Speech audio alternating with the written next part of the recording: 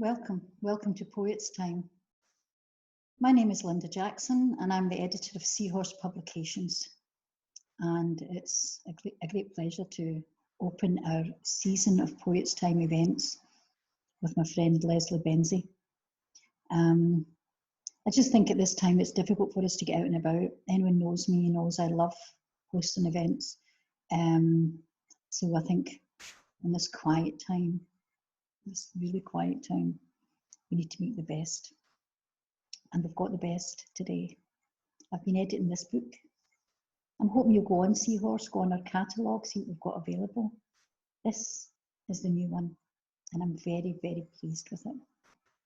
I've known Lesley for 20 years and watched her writing, and it's been a great pleasure to put that together. And it's an even greater pleasure to see that we've got her here with us today.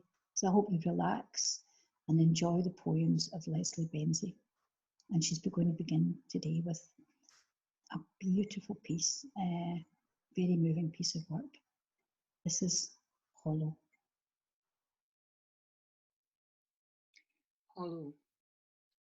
Sometimes I feel like a strong, vital tree, the sap rising, the wind rustling through my hair, the ions in the atmosphere being absorbed, and in the process of osmosis, the exchange of life-giving breaths.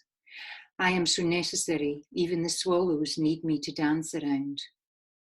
Today, it's as if the hole cut too deep by a woodpecker has allowed my soul to escape, the fibres of my flesh too dry disintegrate, leaving me so weak the wind might break me as it whips around me, whispering words that repeat and echo, for I am hollow. Most of us had the experience of losing someone significant, either through the end of a relationship or someone close to us who's died. And you may have had that experience of waking up in the morning and for a second, everything's okay, and then a second later you're engulfed by that sense of loss. So I wrote that poem one of those mornings. It kind of more or less came out as it is, which is not always the case with poetry, and then I just tweaked it a few times over the next few days. So the next poem is, I guess, still in the vein of relationships, but it's in a completely different tone. So this one's called Some Enchanted Evening. It's over, she's sad but free, stepping out that night to lightness in her step, the silk scarf around her neck waving in the breeze. She could easily be a 50s movie star, a la Grace Kelly or Gina Lollobrigida. The sun shines and the city sparkles as she and a friend descend into the throng in the pub. Her senses are alive to the chink of ice against the glass and the gasp as the gin trickles over it. The slice of lemon smells like heaven. Then there's the tug on her scarf and she turns to find a guy hanging on the end of it. He has a robotic grin and eyes which oscillate like the bubbles in a spirit level till they come to rest on her breasts. Then he asks, "You know talking?" She replies, "Yes, I'm having a meaningful chat with my friend here." "No, I mean, you's no talking to us, just want a drink." "No, not at the moment, thanks." "Come on, you'll discover how sexy I am. I've got a dick about 1.5 feet long." That's not really sexy now, is it? That's more like you're a walking prick. And with that, her enchanted evening shone a little less brightly. So this next poem is where the title of the book came from. FESSEN is the Doric word for reared, and this poem actually started off with a different title, and as they do sometimes, it morphed, and I felt this title was more appropriate. So it's called FESSEN in the vernacular. At times, life can be a North Sea wave bracken o'er me, called and hard like a fist, I'm nae quick enough to sidestep. Like lost loves, it taks my breath awa, and I'm soaked through, unable to cling to the parts of me, nae shaped by the harshness. At others, I'm a dreich, island landscape shot through with the strength of slate grey dense volcanic rock, the dark violet sky circling our head. The day I took you past the Fitty Bar, my dad's favourite, for my family congregated to bid him his last. There's een of them wide blue skies turning the sea a deep blue-green like a zine. You mock my accent that shifts back and forth from Glasgow, my spiritual hame, and back to Aberdeen like the wee waves lapping at our taes. Despite the charged sea life smell, just the same the salt smirks our kisses, and I'm grateful for it all, and that ancient ability to think with my heart. That was absolutely fabulous, Lesley. I just loved listening to you reading your work. It was great. So what I wanted to ask you were saying there with Hollow that you felt you woke up one day and it was like nearly there, fully formed. I'm not sure that's how you always work. Can you want to tell us a bit about your writing process? I mean, occasionally it is like that. I'll see something or I'll experience something, and there's more or less, within a day or two, I've got an idea for a poem, and it just reflects what I've experienced. But a lot of other times it takes me a while. I might get a one line, or it'll be an image, and it's definitely usually things that engage me emotionally or psychologically. I'm not brilliant at here's the prompt, now write a poem. I mean, I occasionally manage that, but that's not mostly how I do it. It's like a lump of clay. I write the first draft that comes out, and then I work on it for, can be weeks, sometimes months, depending. Yeah. So, and that would explain the long gap between these books, Lesley. Well, partly that was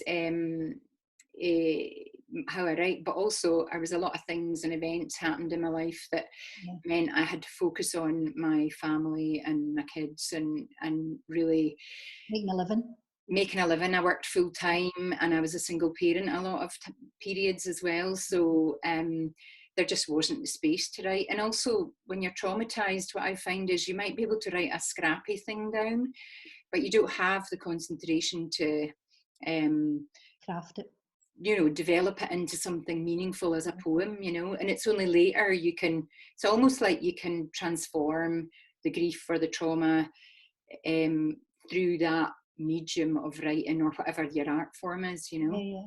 I also found when I was reading over all the work, and I know a lot of your work apart from what's in the book,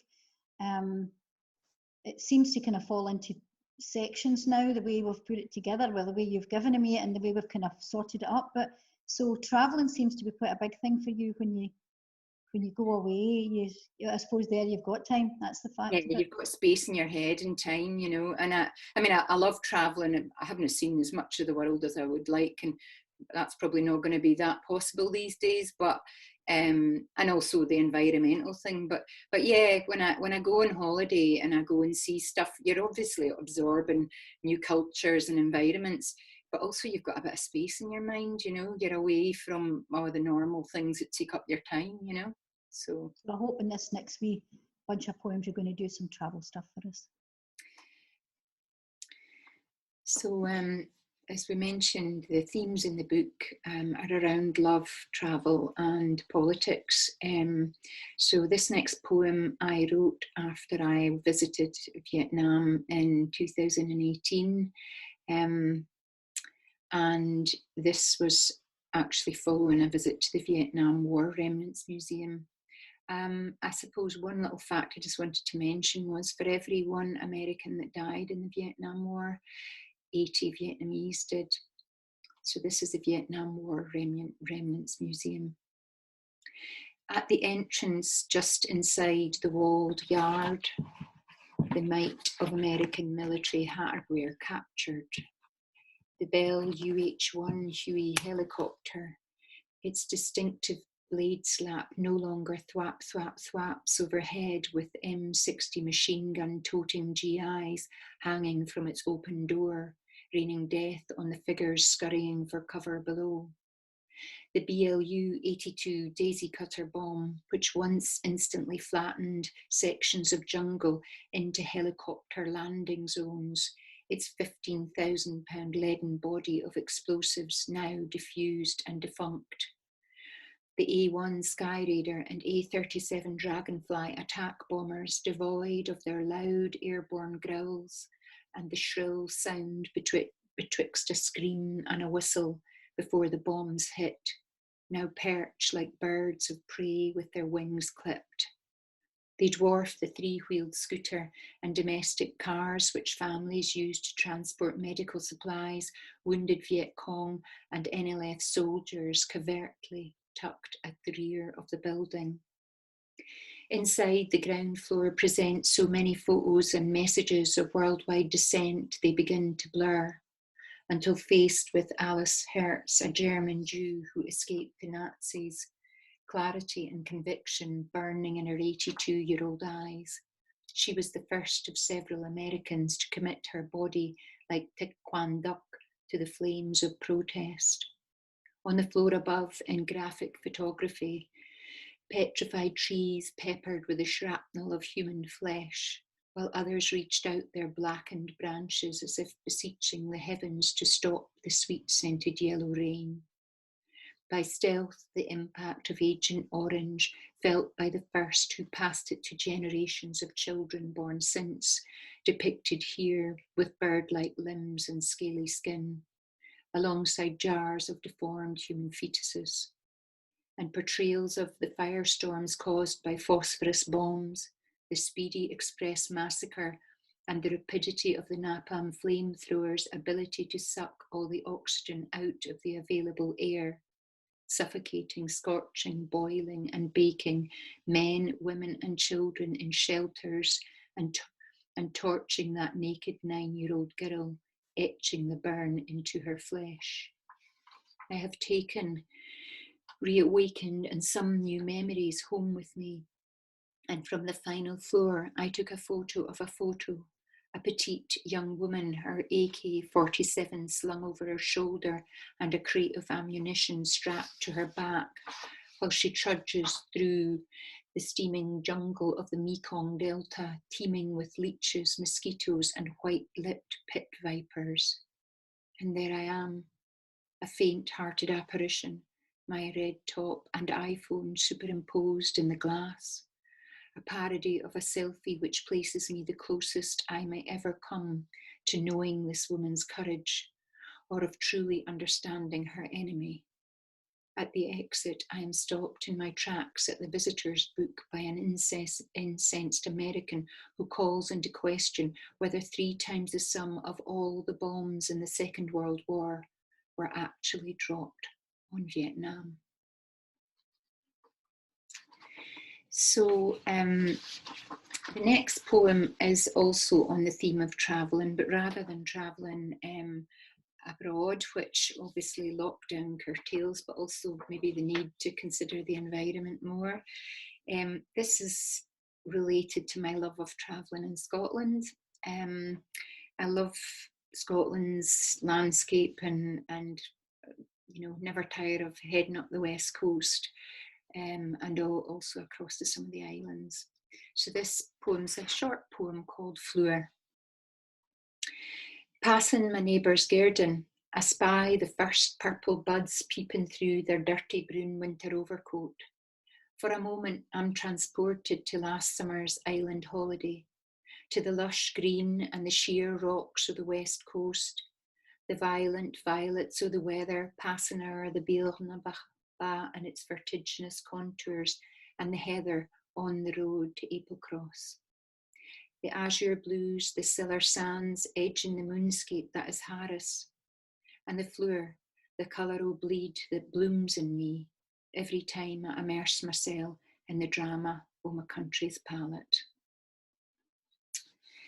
And the next poem, I suppose, is on the theme again of love, but this is on the theme of love for your children. So in the book, I've got a poem for each of my children, and I'm very proud of them all, but I decided to read the second born poem because my daughter Kate has very kindly provided a song for us to hear on the break.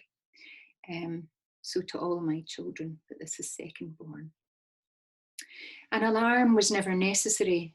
Our day began with a bang, bang, bang o' your wee blue beaker. Its spout imprinted with your miniature teeth marks, battering off the side of your cot, with the aft repeated, coppy tea, ringing in my lugs, till I picked you up and swung you onto my hip, your arms instantly around my neck with a determination never to let me go.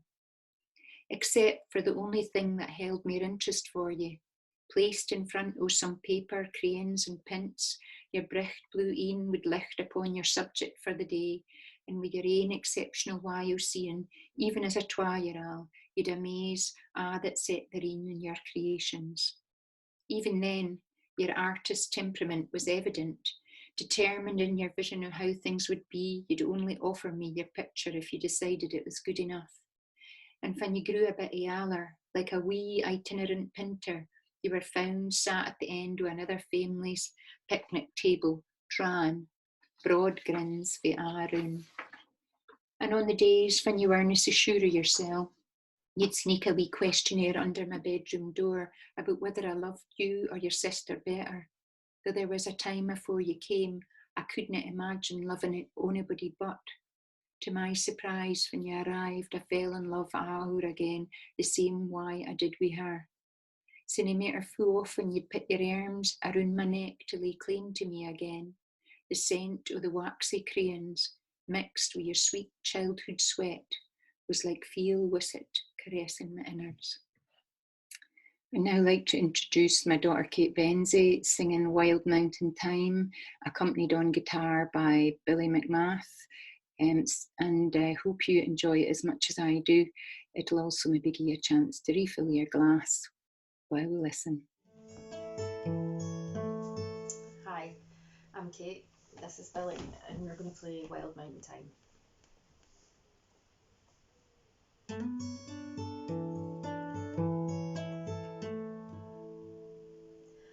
Oh, the summertime has come, and the trees are sweetly blooming, and the wild mountain time grows around the blooming heather. Will you go, lassie, go? And we'll all go together to the wild mountain time, all around the blooming heather. Will you go, lassie, go? I will build my love a fire by yon cool crystal fountain, and round the tile pile all the flowers on the mountain. Will you go, lassie, go? I will range through the wild and the deep glens so dreamy, and return with their spoils to the bower o' my dearie. Will you go, lassie, go? If my true love she'll not come, then I'll surely find another to the wild mountain time, all around the blooming heather. Will you go, lassie, go? And we'll all go together to the wild mountain time, all around the blooming heather. Will you go, lassie, go?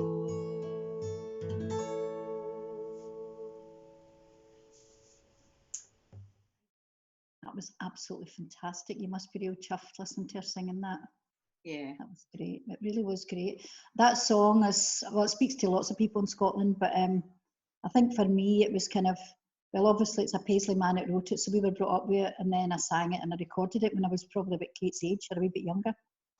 And then obviously it was Janet Paisley's song as well, so that was marvellous. But it was quite moving to watch that there. So, and I think the summertime is coming is one of these things as well for us, because we're hoping phase 2, phase 3, we're hoping it'll move on and we can maybe have a summer that looks like what we know. Sure. But there's been a lot of politics around the pandemic, Lesley, and I know we've had some conversations about that special man across the pond, and I know you've been writing about him. A lot of your work's political, like domestic politics, it's eco-politics, party politics. I've loved it. Yeah. So do you want to talk a wee bit about that kind of cross-section that you do?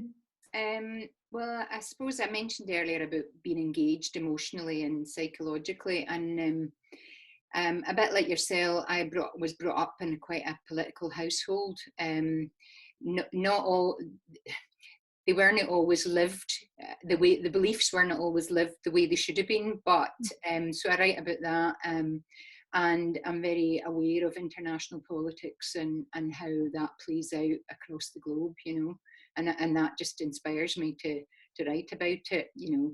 There's not I remember we were talking once and you were saying that you felt, you know, maybe now at this time we've all been active in our life, but maybe now it's another way of being active as a poet. Yeah, I mean, well, there's a lot of the fake news and rhetoric and barefaced lies, and sometimes people just switch off from that kind of politics.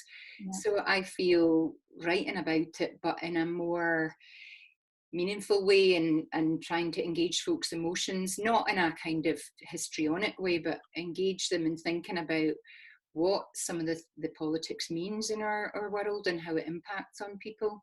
And it is a way also of, you know, you feel quite powerless some of the time, and you're angry at what you see happening. So you need to direct that, and I try to direct that constructively where I can. Excellent, and you do, certainly you do. So I'd like to invite you to do the next and final set of poems. And thanks very much, Lesley, for coming along and being our first guest in Poets Time. And I will certainly catch up with you when we can. Chin Chin. Chin Chin. Thank you for publishing me and for setting up the Poets Time so we can get a chance to do this. Good, lovely. Well, I think Lesley's going to start now with a poem about, I would say, a kind of domestic politics for sure. So this next poem I wrote while I was on a beach in Albania, and it's more or less the scene that I observed, and it's called Still the World Turns. He danders fae the azure blue sea to his place on the beach. He smooths his blonde designer hairstyle back to make sure it's as sharp, wheat as it is dry. He tucks the edges of his fluorescent green shorts up into the inner netting to keep his manhood dressed on the recht side of propriety, while revealing an extra length of thigh.